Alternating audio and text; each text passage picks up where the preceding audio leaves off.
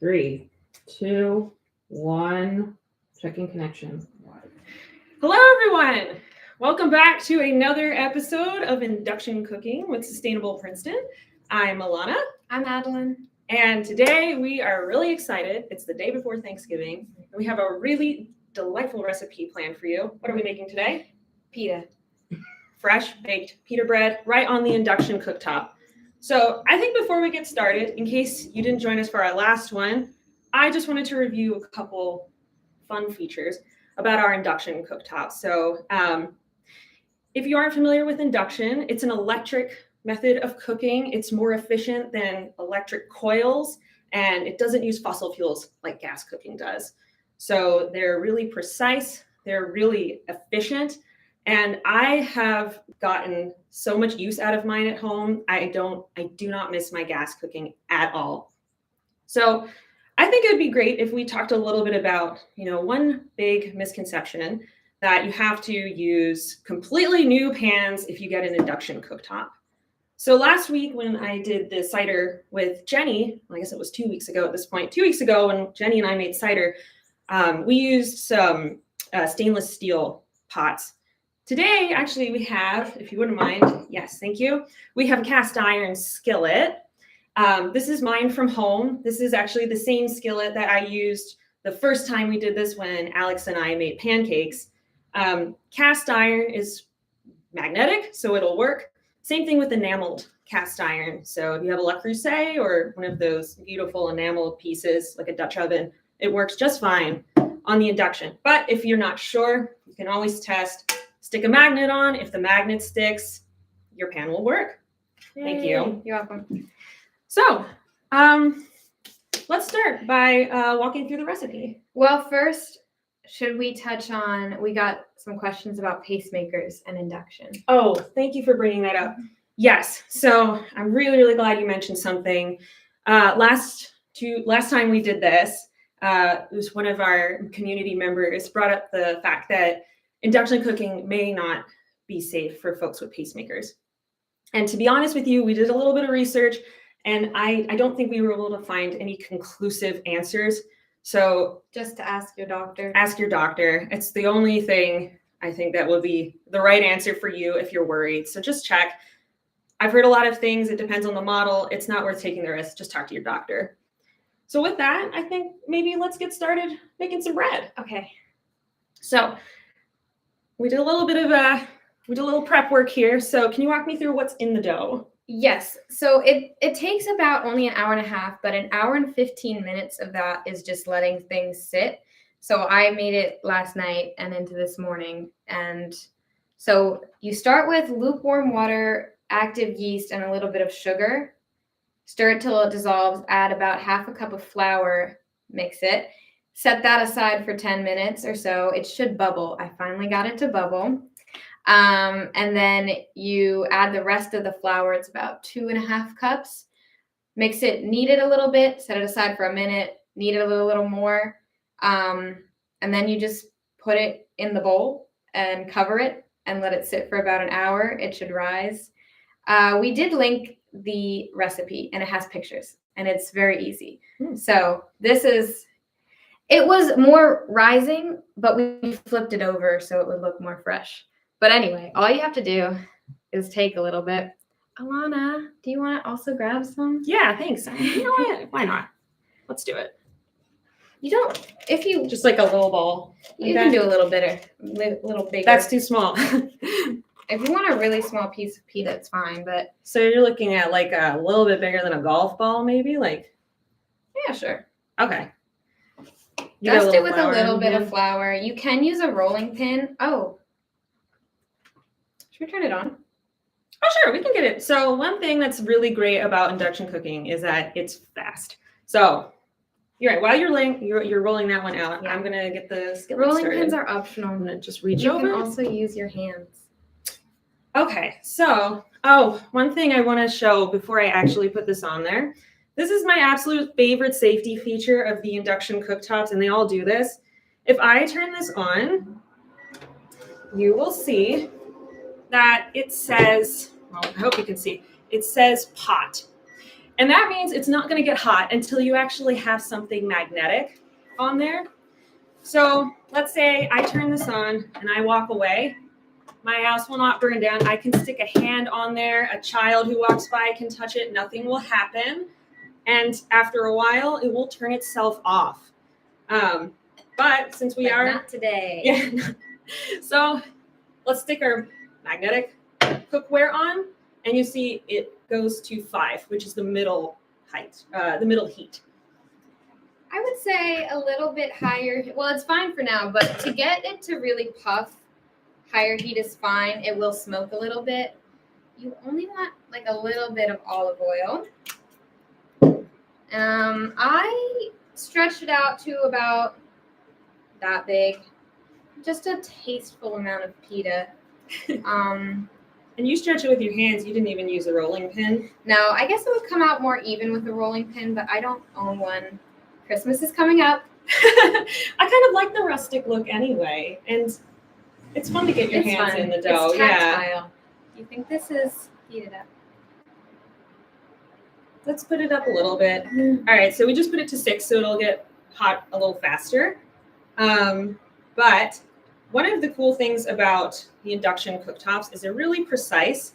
So I can actually set the exact temperature that we want if we knew exactly what we wanted at. I'm okay with just the 1 through 10 is kind of where I'm comfortable cooking. But let's say you were boiling water, you were trying to deep fry something, you know exactly what you want your oil to be at. You can set the exact Fahrenheit degrees right there, and it'll heat to it. I think this is getting warm, actually. Yeah. I'm going to turn it down. Maybe Move the oil around. move the oil around. So you plop it on one side. Keep it there for about 30 seconds. We'll end up flipping back over to this side, but it creates a nice base. How did I do with this? More? I think that's good. It's like a mini pita. Yeah. Okay. That's about as stretched out as I think it can get. It's nice. It's a nice side. It's like a snack size pita. So flip that over, and now we'll cook each side for 1.5 to 2 minutes. So if there's anything you wanted to ask me, now's the time. Yeah.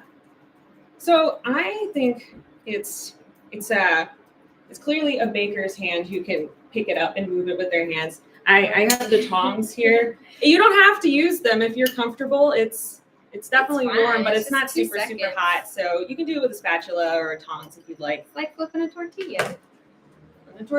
And I think what's great about these cooktops too is that they get hot enough to kind of give you that char, which we will show you because I know these are going to come out so beautifully. I wish you could smell it right now. It smells like baked bread in here already.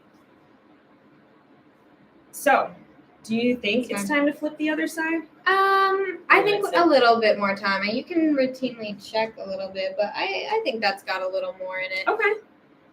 So, it's funny that actually we're doing this the day before Thanksgiving because last year... Oh, yeah. Okay, last year, we were sort of the saviors of one particular family in Princeton who came in. It was this day, Wednesday before Thanksgiving. We could probably flip it now. And she had a rush order of our 2 induction stoves because as she was preheating the turkey in her oven, somehow, that's fine, somehow her stovetop went completely out. So she came in and she ended up being able to borrow the 2 induction stoves to cook everything like the cranberry sauce, I think the mashed potatoes, and it worked. It worked, and she returned them. She loved it. I'm so glad that we were able to do that. Actually, and because it is the day before Thanksgiving, both of these are still in the lending library, and we are open till 4:30 today. So if you're watching us live, the day before Thanksgiving, we're open till 4:30. So if you think you're going to need them, come on down. You can reserve it online at the SP Lending Library website. You can check it out for the week or a couple days if you want.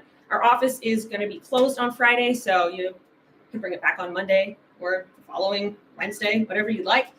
And oh yeah, okay, great. Let's show it. Okay. Ow. There we go. Other side, Da-da-da. a little bit of char. I'm going to bring it close so you can see. Look how beautiful that is. That is restaurant quality right there. Thank you. And you've done this with a group of people, right? Yeah, actually, mini Thanksgiving with my friends, we made the dough, and then, we had 4 or 5 people rolling them into little balls and rolling them out, and then, someone on flipping duty. That's fun. Oh, I had turned this off, but I'll turn it back on. Perfect. For Thank you. I mean, for Alana's little mini one. the cast iron definitely retains heat. So this is a nice thin one because it heats up pretty quickly, and then it retains a nice even heat, which I really love. Thank you for remembering to flip that. Good. So this recipe is vegan. Oh, it's totally vegan. I love that. Just flour, the yeast, water, olive oil, sugar, salt. Yeah. That's easy. And then you can serve this with any toppings, or I know you have a favorite. Oh, I love a plant-based yogurt sauce like the tzatziki. You just get dairy-free yogurt, dill, lemon, olive oil, salt, cucumbers. Delicious. Yeah, that sounds amazing. I mean, classic hummus, easy. These would be, I think, really great to use with the leftovers from Thanksgiving to kind of make like a... I actually first made them because there's this sandwich at Olive's. It's the halloumi on pita. And for about the same amount of money or more and 3 extra hours of work, you can make something that almost resembles it. Make it on the induction cooktop. So I think it's kind of cool that we didn't really talk about this last time. But a lot of folks at the Sustainable Princeton team are plant-based in some form or another. Jenny is vegan until dinner time. I'm vegan full-time. I'm vegan probably 80% of the time. I don't eat meat, really. I think it's a really important concept to know that you can increase the amount of plants in your diet without fully committing if that's not something you want to do. And any little bit of meat reduction or even dairy reduction that you can make is absolutely a climate action. We know that some of the animal agriculture processes produce quite a lot of greenhouse gases, particularly methane, which is a really potent greenhouse gas. So you don't have to go all in if you don't want to. I think everyone in our office has sort of found a way to incorporate plants that works for them. And I love that, you can still enjoy halloumi when you want to. And I really do. I really do. I've been vegan now for 2 years. This January will be my 3-year vegan anniversary. So I've really enjoyed it, but everyone kind of finds something that works for them. I think it's great. It's not an all or nothing. I think that's the most important part. Just a little bit of reduction is fine. And you know what? Maybe it shouldn't be so easy to get a hamburger. Food for thought. Food for thought. This one, I didn't char as much because the smoke was starting to scare me. But also important to know, if it doesn't really puff up, it's still delicious. As I said, this was the first time I got my dough to bubble. They look beautifully fluffy. And I imagine these are really good for like ripping and like dipping into stuff. Family style. Yeah. Okay. Yeah. I think that's good. So. Aw, that one's so nice. Look how cute. I'm going to do a little. Yeah. This one didn't get quite as much char on it, but it has that lovely kind of golden brown bubble, which, I mean, wow. Nailed it. Thanks for cooking with me. You're welcome. It was a pleasure. I really, I think I actually want to make this for my family. I've always been so intimidated by bread, and this was easy. I kind of did it as a dipping my toes into sourdough. That might still take several years for me to really jump for it, but I just came home one day from work in a fervor and was like, I'm going to make pita. I love that. Yeah. Can't spend another $15 on the halloumi pita from Olive's. I'll try this. I mean, I think it's a success, and I think we should try it in a minute.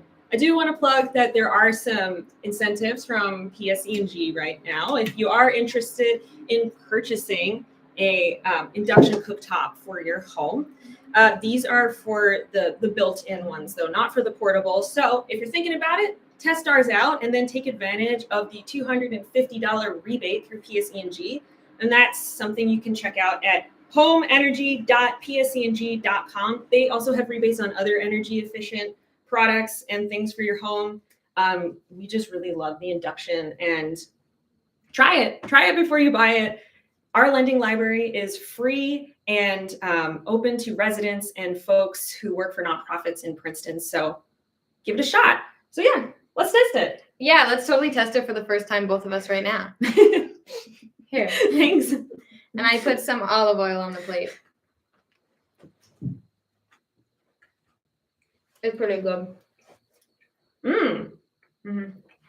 That's amazing. Happy Thanksgiving, everyone in the world. Happy Thanksgiving. Thank you for cooking with me. You're welcome. Until next time. Bye. That's really good.